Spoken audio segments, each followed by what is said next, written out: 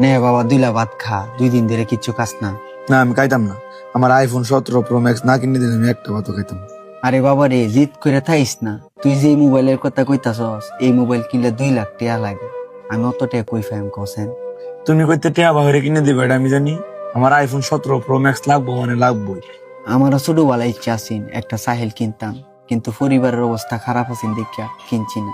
এই বিষয়টা তুই একটু বুঝ। কত কিছু আমি বুঝি না।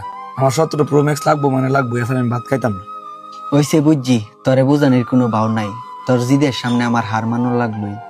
আচ্ছা নে খা, আমি দেখি বাগা মাতবারেতে টেহা দাল লই তারিনি।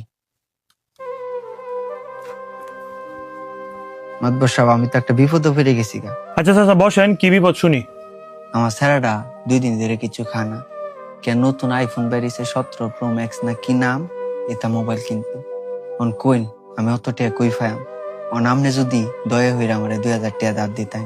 আচ্ছা চাচা 2000 টিয়া, চাচা 2000 টিয়া কে লাগে? 2000 টিয়া দেখি 2 লাখ টাকা ফোন কিনতে পারেন। বাকি টিয়া কি আপনার আছে নাকি চাচা?